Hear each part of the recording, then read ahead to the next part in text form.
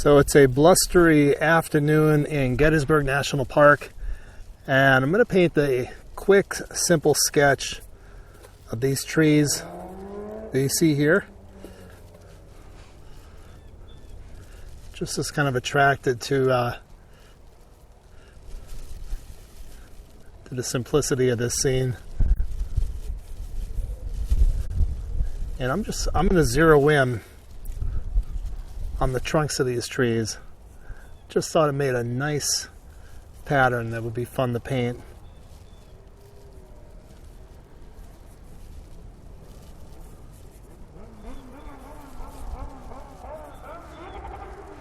Somebody has a motorcycle and is really enjoying themselves.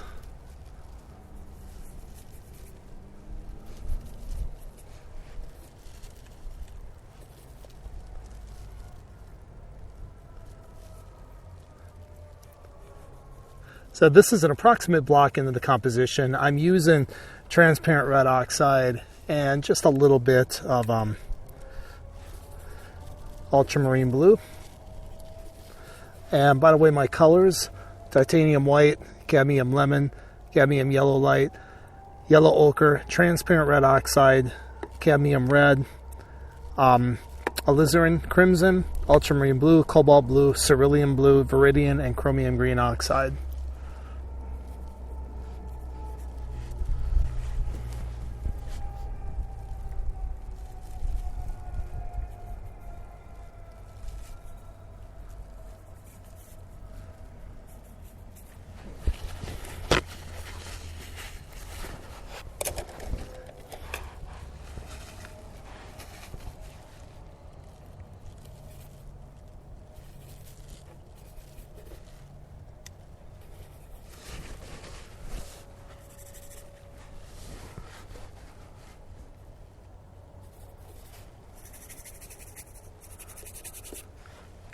Should probably actually do a wash on this whole thing first, since I'm going to be these trees are pretty much defoliated still.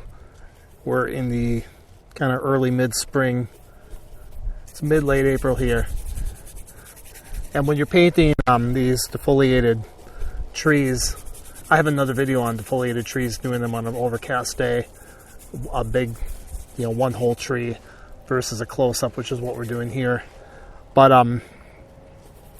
either way, when you're doing these defoliated trees, I kind of take a reverse approach. Usually I will block in my foreground and save the sky for last, but in this situation I'm going to just get an approximate tone in first.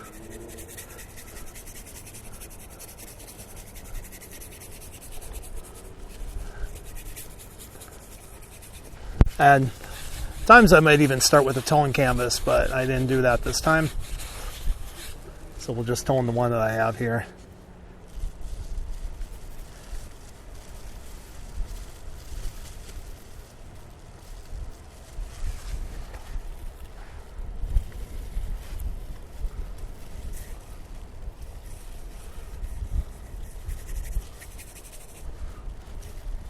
Gonna block in a little bit of green, to give myself an indication of the grass in the foreground.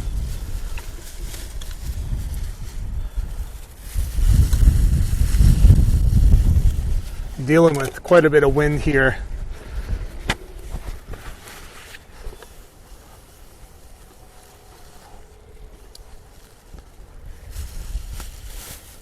Springtime here tends to be very windy.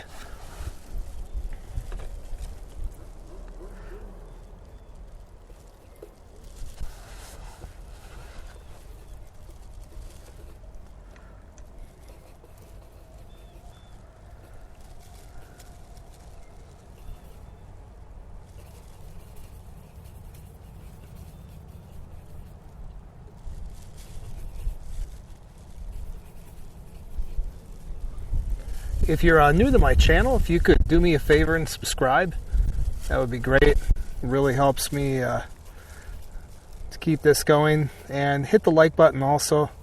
That makes the algorithms happy. And we all like making our algorithms happy. If the algorithms are unhappy, they will stick us in some dark corner for all of eternity.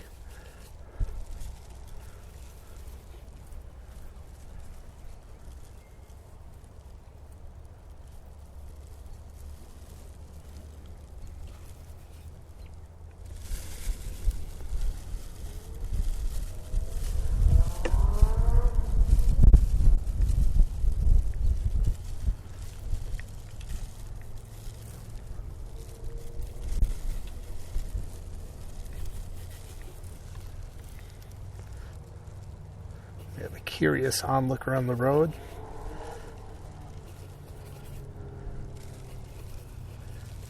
You get a lot of curious people when you're out plein air painting, that's for sure.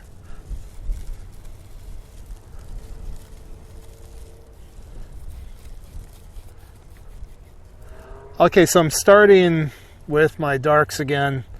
It's kind of reestablishing the design.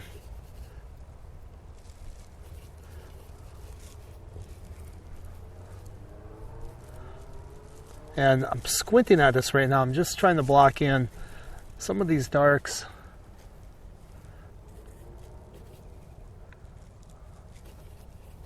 And hoping and praying that the person who keeps riding that motorcycle around the park will go find somewhere else to ride his motorcycle.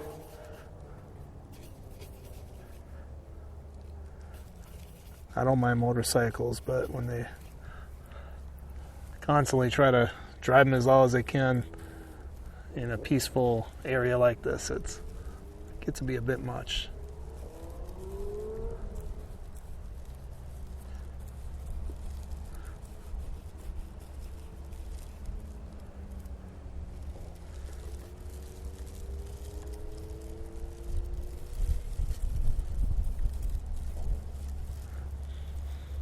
I don't think it's a Harley ride or anything. I think it's some kid who just got a new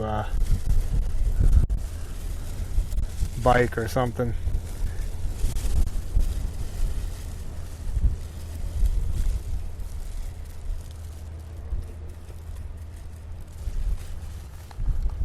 Okay, so at this point, you're just trying to make an interesting design. We're really not doing much in the way of color yet. I'm trying to avoid going brown, though. I'm going a little more, kind of a cooler gray on the shadow side of the trees. The trees are mostly backlit, as you can see.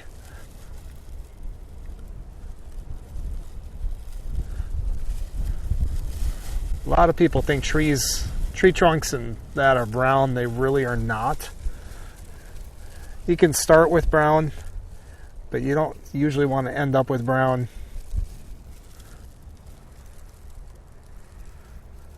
Because they are not brown.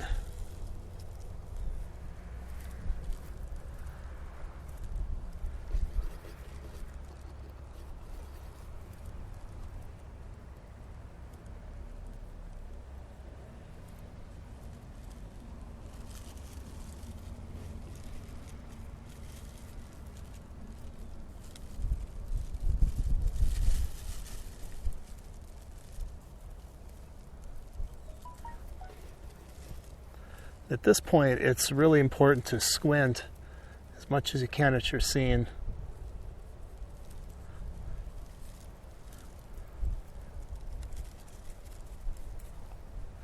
It simplifies it, and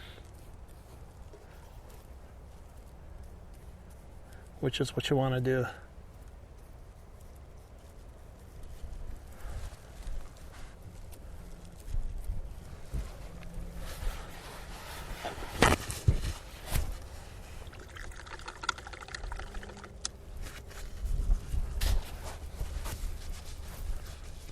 Now, there's quite a bit of background behind these trees, and for this background, it's really important that I squint, because if I don't squint and I look at it with my eyes wide open, I'm going to want to start painting all these little details back there. And you don't want to do that because, first of all, you'll be out here all day, and you don't have all day. And second of all, it'll bring everything forward the more detail you put in. And third, and most importantly, it just destroys the simplification, what you're doing. Putting in all the detail is just going to compete with the subject. You don't need to put all that detail in to make a nice painting.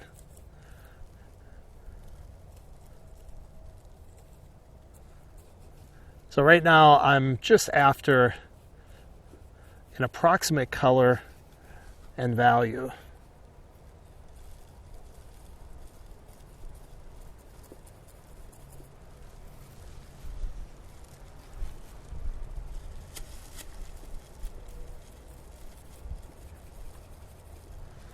Now I can see sky back there, but I don't know if I want that sky in.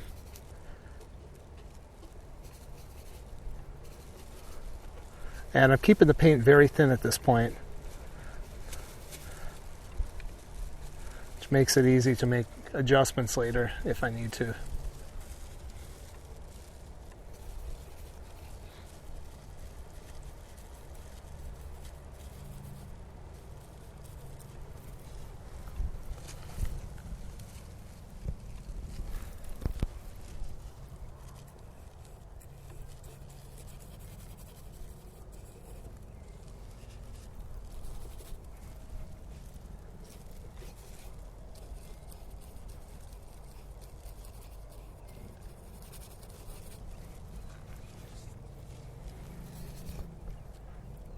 When I decided to paint this, when I first saw it, it was really the relationships between these trees in that background and the feeling of distance that drew me in to do this.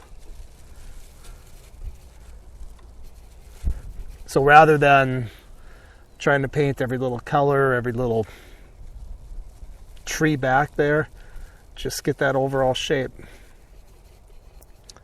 and paint it so that you have that feeling of depth and distance in a scene like this. And that's something that trips up painters a lot. Plein air studio, whatever is, and it tripped me up for a long time. Is you'll look at something and you'll get this impression. You'll see it at a quick glance, and you'll be like, okay, I want to paint that. That looks nice.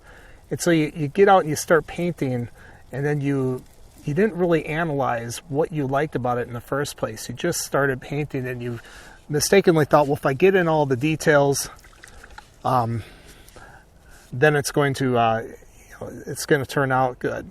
And then it doesn't turn out good. It turns out to be a disaster. And that's because most of the time it wasn't the details you were after. It was really the color and the values, and what the overall scene would look like, how it spoke to you.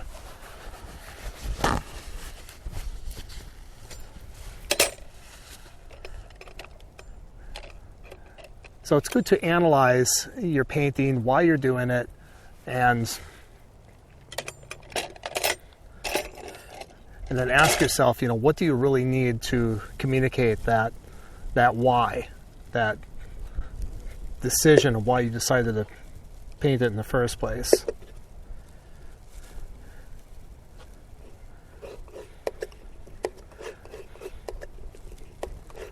And for me, a lot of times it's not, all the little twigs, all the little, ridges in the bark and things like that, and all the little twigs in the distance. It was more, the shapes and the relationships between those shapes that draws me in.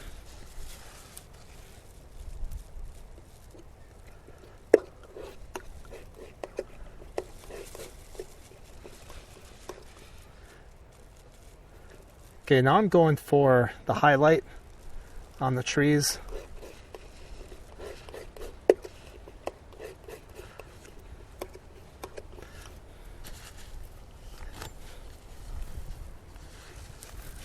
Getting that correct is going to be very important for determining the shadow color of the trees too.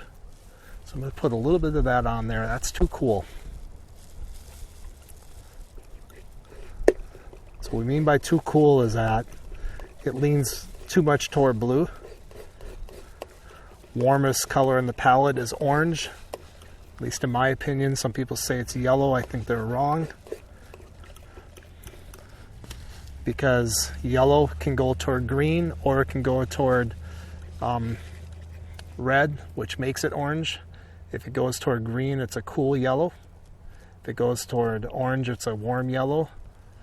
And orange, it's completely opposite of blue in the color wheel. And it's a combination of red and orange. Therefore, in my opinion, orange is the warmest color. Artists will get into bar brawls over that subject, I'm sure, but that's where I make my claim, stake my claim. So anyway, if it's too cool, usually it means it needs some more orange in it, or it needs to lean more toward orange. Let's just put it that way. It doesn't mean you go put orange in it. It just means that it's too cool on the color wheel.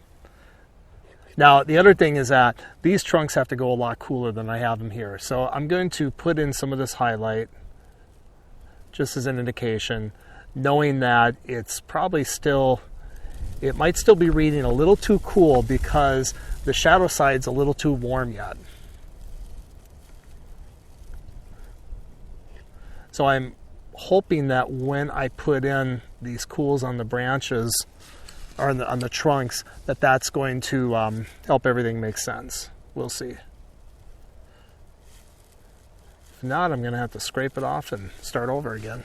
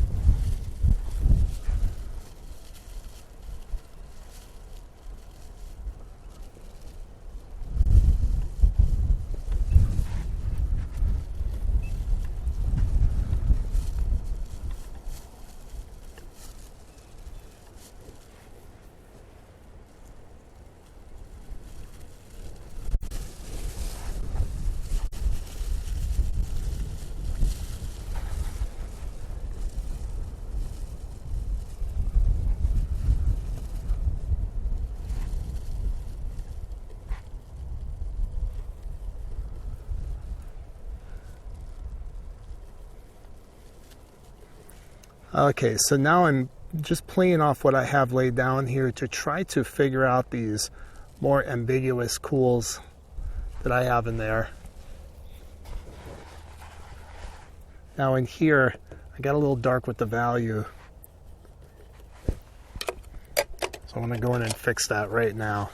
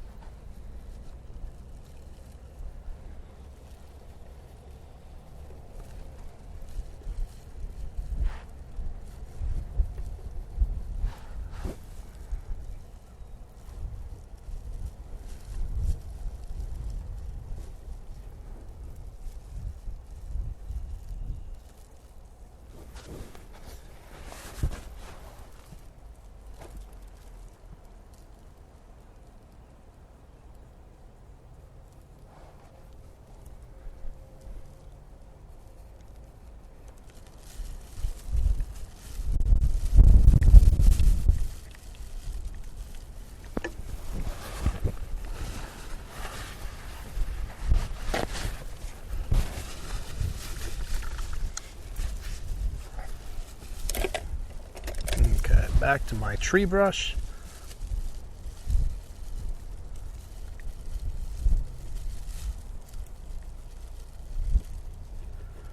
And I'm still trying to keep this fairly thin.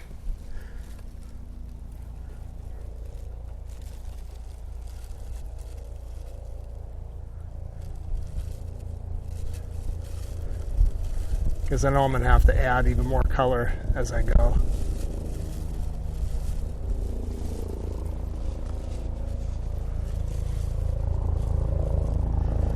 We have a helicopter coming.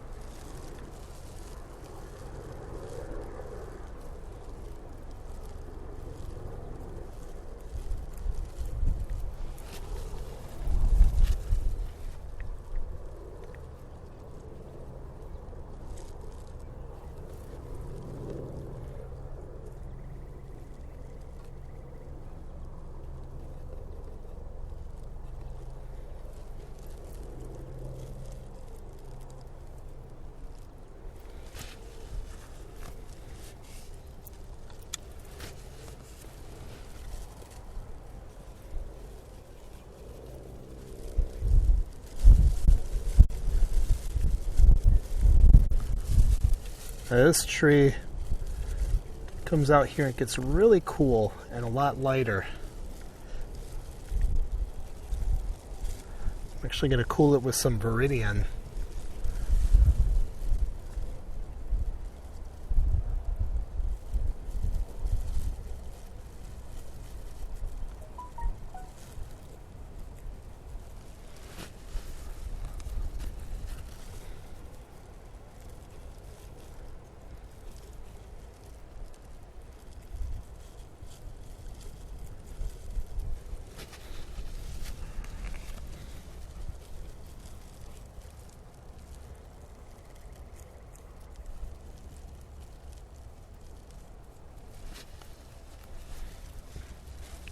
Now, one thing about these tree trunks is that it doesn't happen always, but it's something to watch out for. As they get toward the ground, they're going to get a little warmer and at times darker. Not always, but they can, depending on what's surrounding them. Because they're going to pick up more of the ambient light off the ground, which is, on a sunny day, is going to be warm.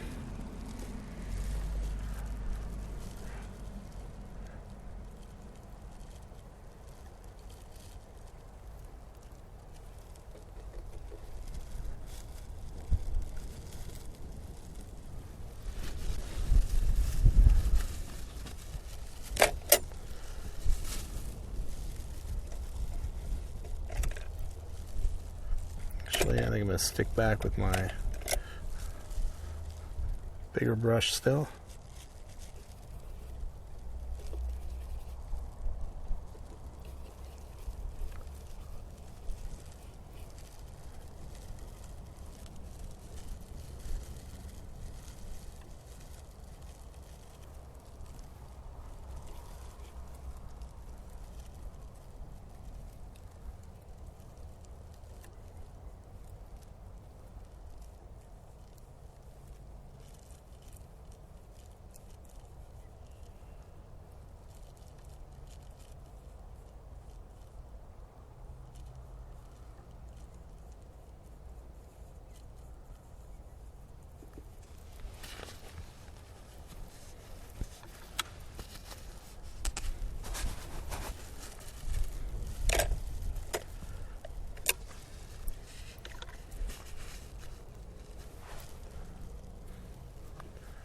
Okay, let's go back in and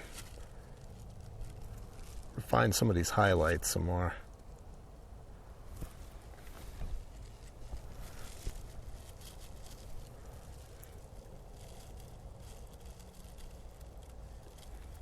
Want to be careful when I lay these down. This is thick paint.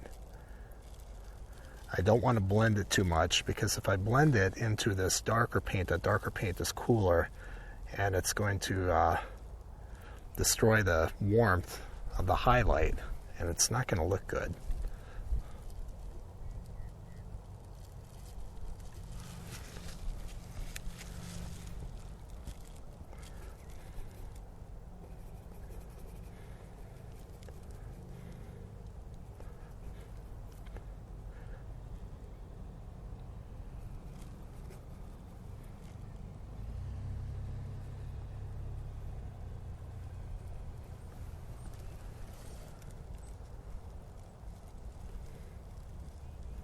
And as I wrap around to the shadow side of the tree, it's going to get a little darker and a little warmer in this highlight. It's called the core area.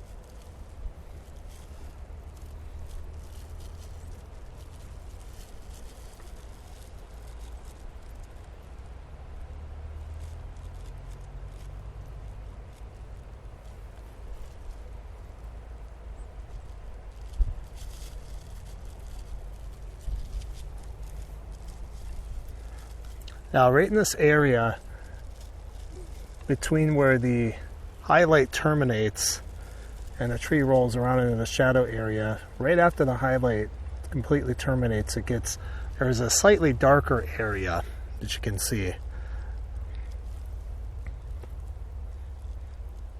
And that's what I'm trying to put in right now.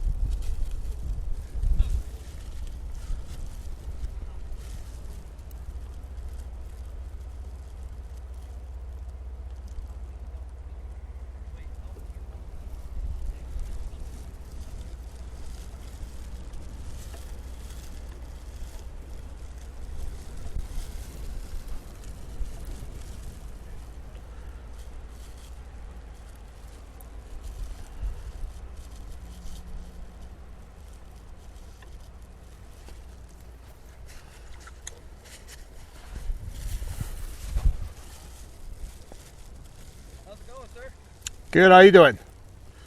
Taking the day and exploring the battlefield. It's a nice day for it. Yeah, it is beautiful. What you painting?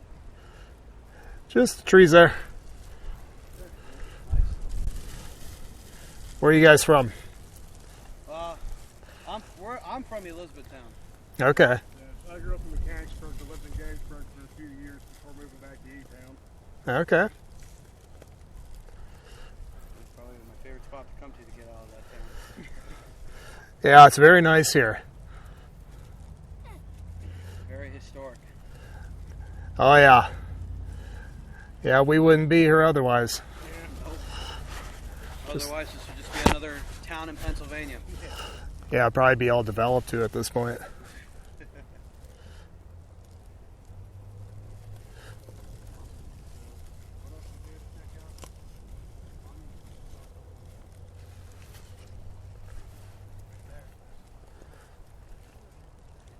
Have a good day, sir. You too.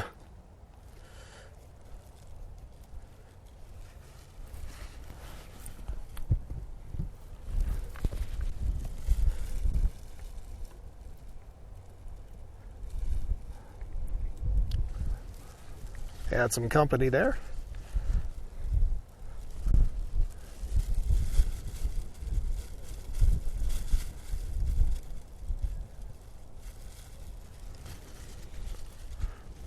Couple of guys out exploring the battlefield.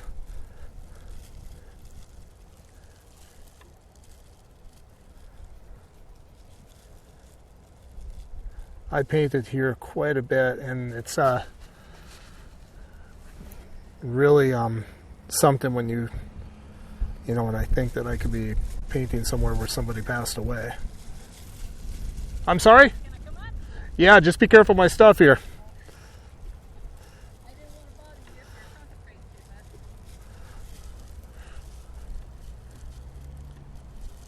Focus our trees there. Yep.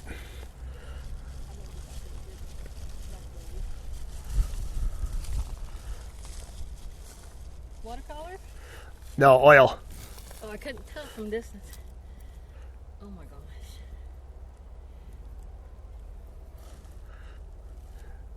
Yeah, from a distance it looked like watercolor. But I couldn't see what you were looking at. No, I've done watercolor before, but pretty much all oil now. Oh my gosh. I used to paint years ago and I'd like to get back into it. Okay. That's a lot of fun. I'm actually recording. This is going to be on YouTube, so Oh, really? say hi to thousands of people who'll be watching this in a few weeks. What's your Here, let me give you a card. I actually teach online oil painting classes. Yeah. Oh, okay. I think I've seen you a time or two when I was floating through the YouTube channels. Oh, really? Yeah. Okay, cool. Yeah, I live. How you do when you're bored and you just flip through? What's that? You know how you're bored and you just flip through channels? Yep. Oh, yeah. Done that quite a bit. I live not too far from here, so. Wow. Beautiful. Oh, thank you. Yeah, it's kind of nerve-wracking because you only have so much time. The light's always changing, and Yeah. That's where it's kind of nice to have a couple pictures. yeah. I've done that before. Well, I do that with my historical Native American, but I try to do this because you don't get the same colors from a photograph No. as you do from It kind life. of helps you a little bit. Well, it's definitely good for detail, and I work from photos, especially for my historical Native American stuff. But I try to get out and paint, periodically, so that I can be in touch with reality, and plus it helps you to figure out, what's wrong with the photos. Yeah. Yeah. I've done a couple things for people. I've done some color pencil drawings. They wanted the house drawn and stuff like that. I've never got into it. Yeah. What I kind of like to is get to where I can't move around too much.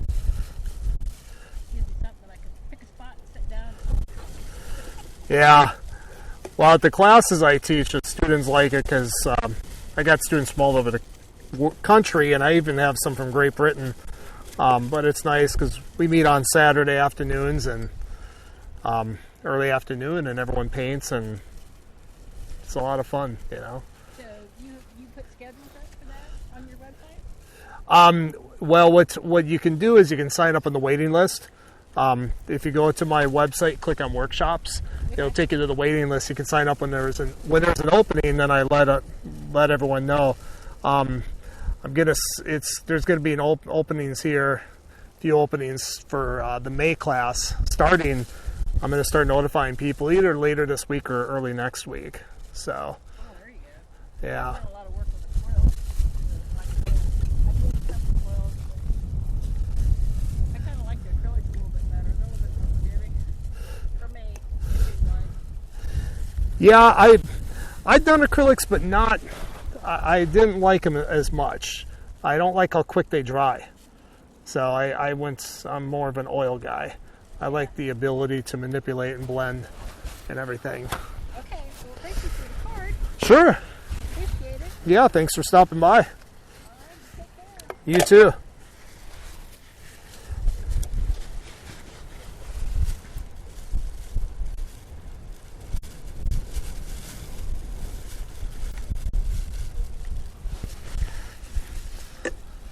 So I had quite a bit of company there.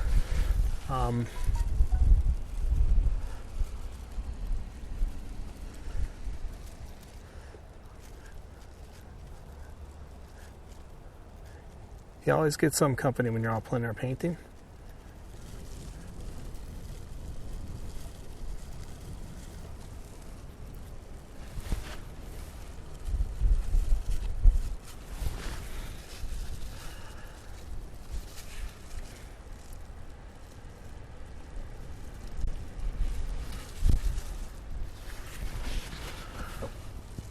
Okay, so I think I'm at a pretty good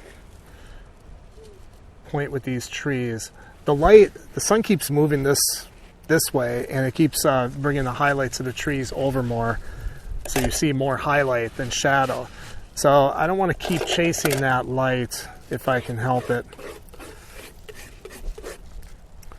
So I want to leave that highlight there if I can. So I'm going to clean off my palette. Actually, I'll stop the video for a minute because I have to get some more yellow ochre. Okay, so got some ochre. In good shape there. Before I move on to the foreground,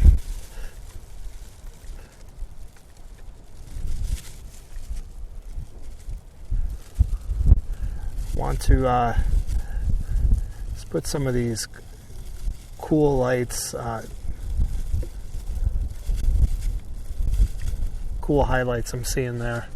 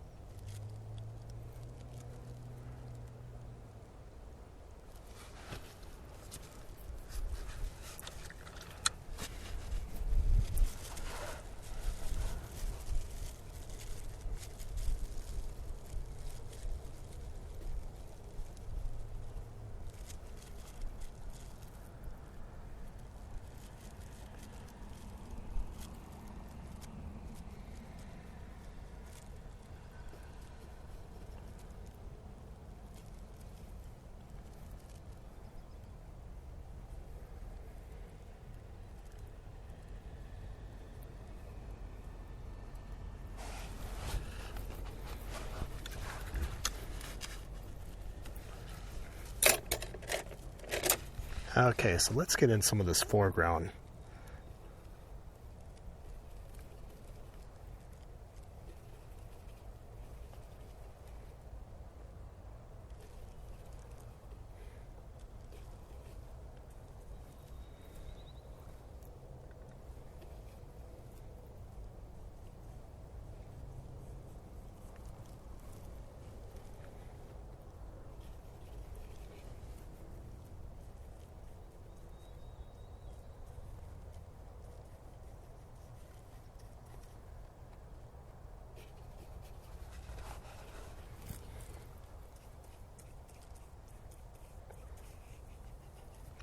Wind's starting to calm down, which is nice.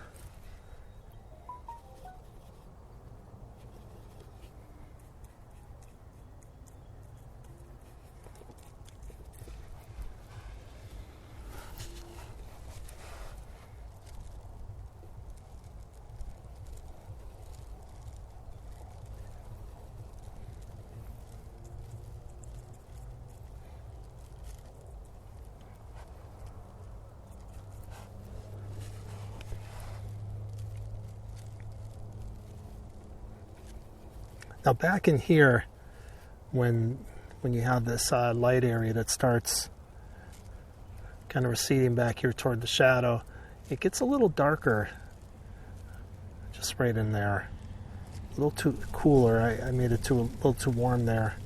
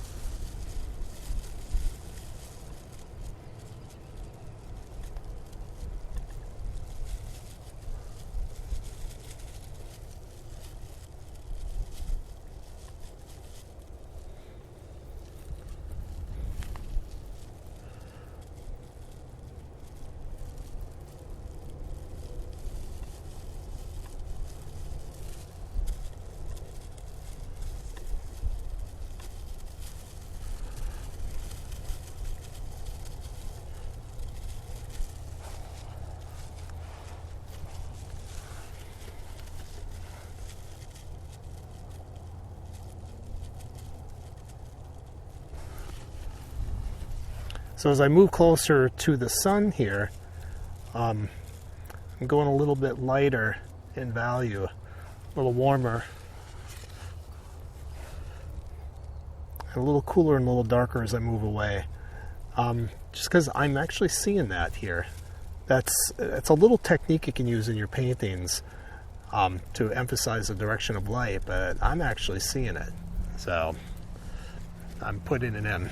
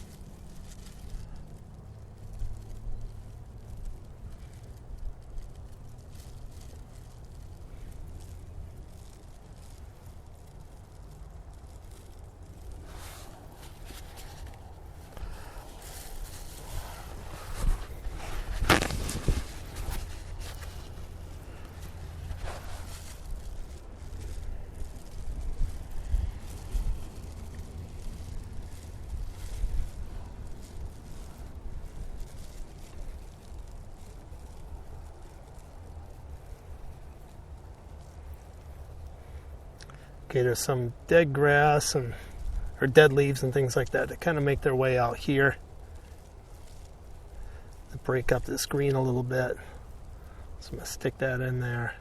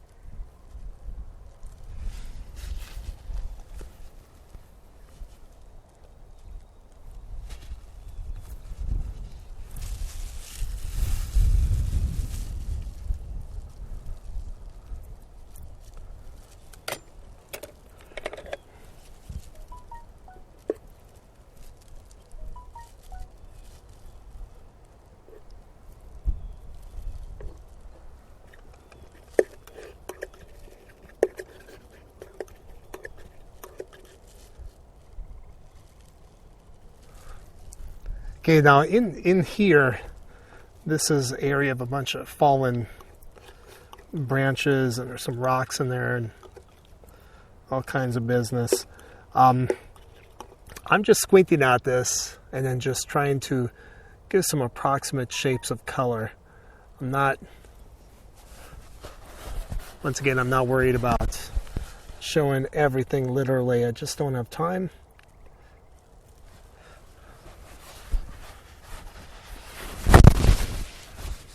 And I wouldn't enjoy it much anyway.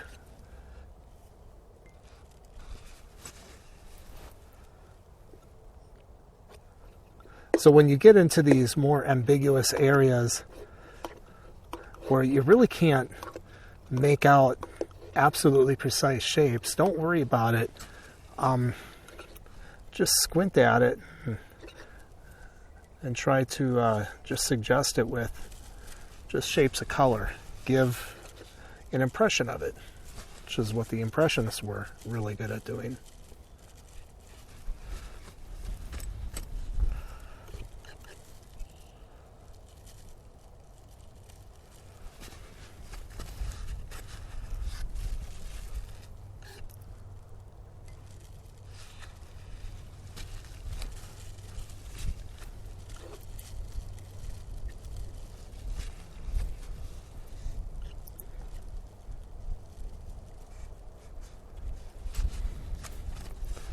And you can even just kind of have some fun with the paint texture and put in little dabs of more intense color in some of those spots.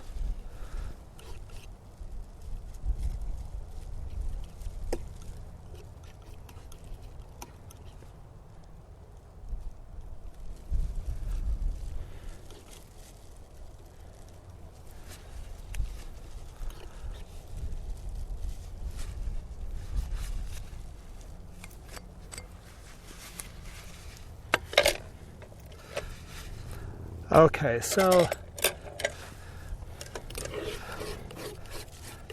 going to tackle just a little bit more of that background.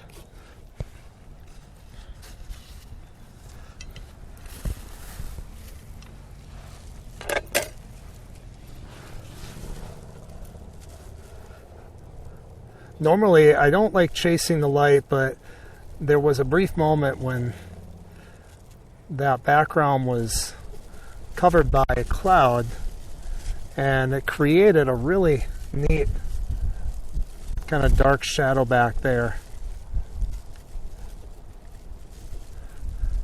that I really liked. So it's not there anymore, but I'm kind of going by memory.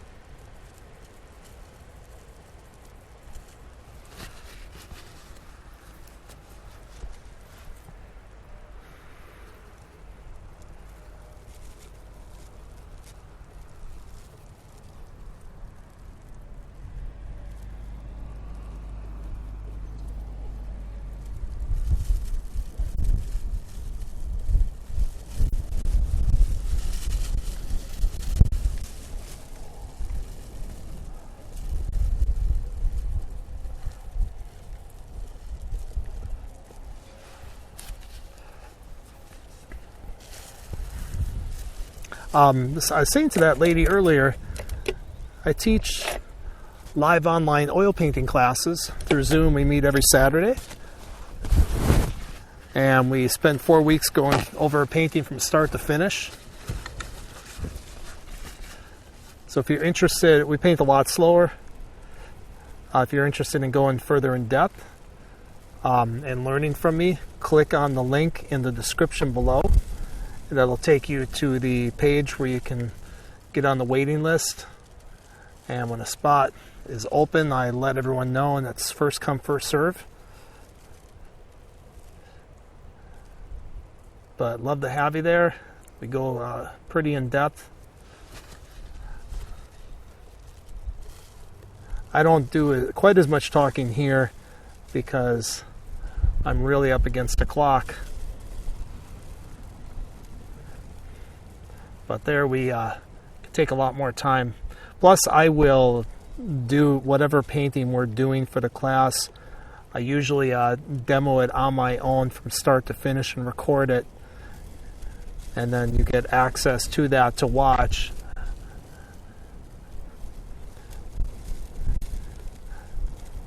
So that you can see how I do the painting wet on wet. Because when we're working on it over a 4-week period, obviously the paint dries in between. And it's not quite how I normally paint.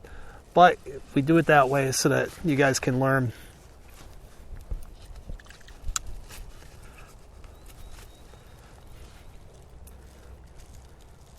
Plus, not everyone likes to paint wet on wet. But anyway, go check it out. Love to have you there. Love to teach you and help you become a really good artist. When I started out, I didn't have anyone to teach me, and it was a long, lonely, challenging road.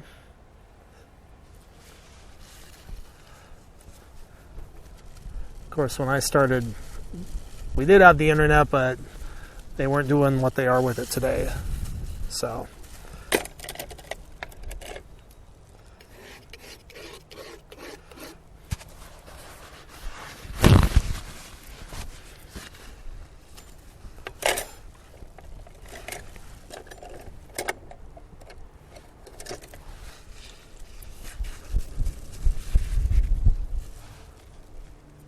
okay, so now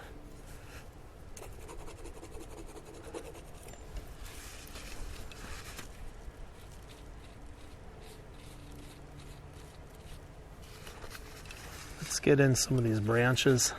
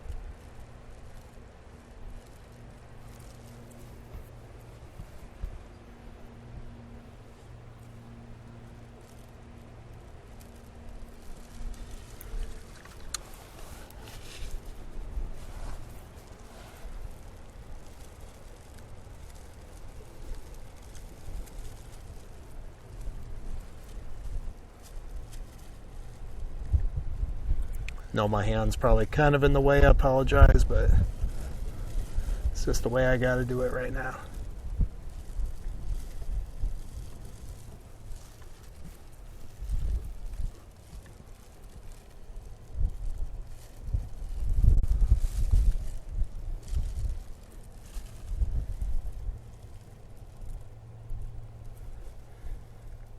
Now, in these areas, I got some pretty thick paint that I got to paint these thin branches over. I'm going to go even thicker and darker and just kind of gently scent the paint on top.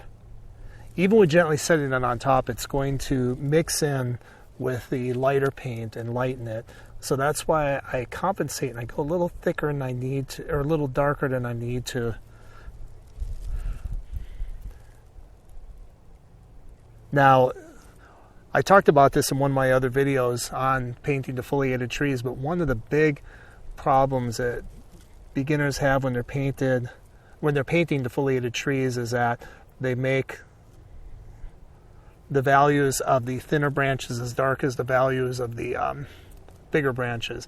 Now here we do have a bit of an anomaly though, because these thinner branches are a little bit darker.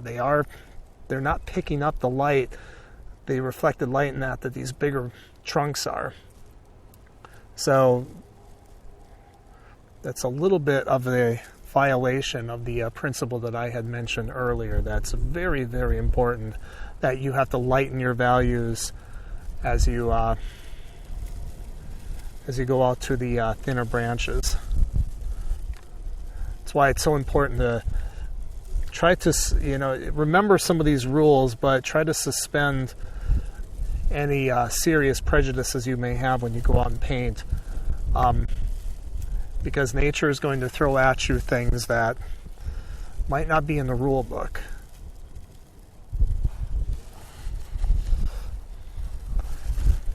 Not that there really is a rule book, but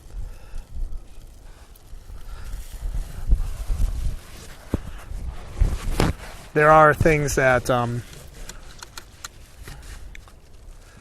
tend to be somewhat repetitive in nature that you can kind of count on, but not always.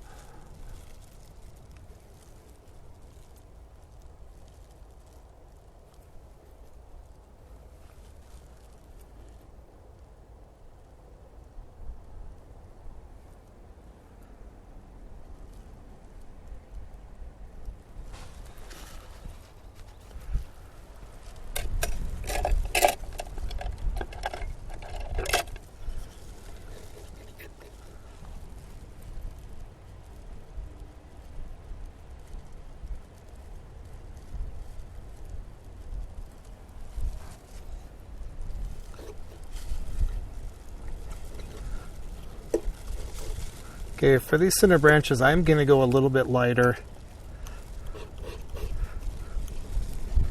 than with the thicker branches.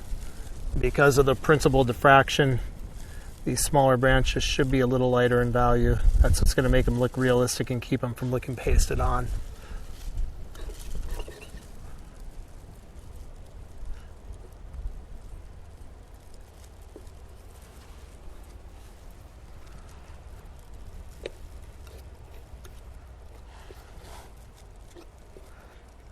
Sorry, I gotta remember to hold my paper towel roll down. Hopefully that wasn't in your guys' way. I'll find out when I edit this later. There are times when I'm editing this later when I want to kick myself, like, why did I put that there? Why did I not move out of the way? Sometimes even, why the heck did I say that? Of course, if I say anything really stupid, I just cut it out and you guys don't hear it, so.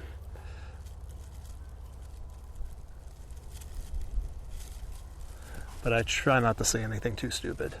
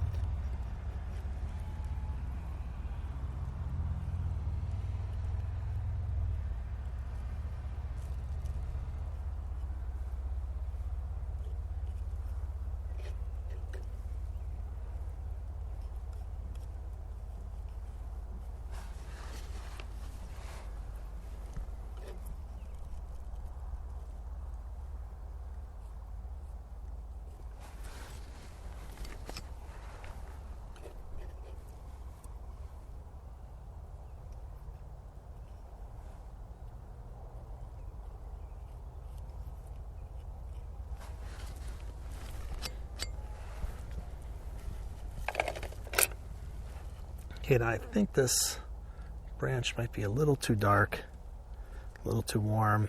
Let's cool that off just a bit.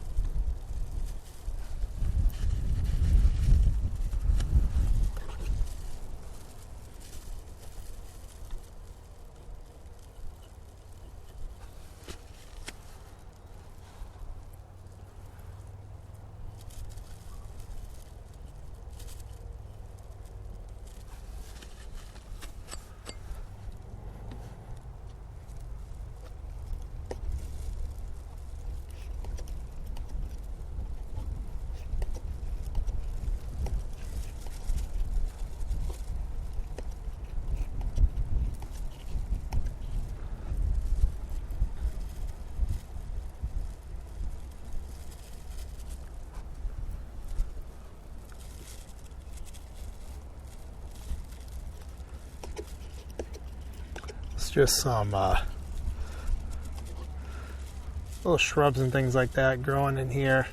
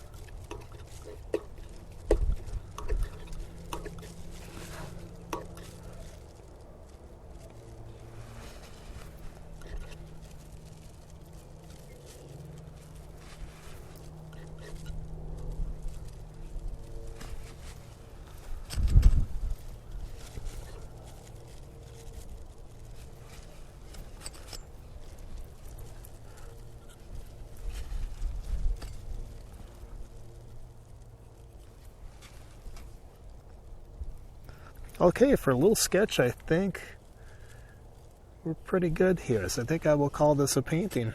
Thank you for watching.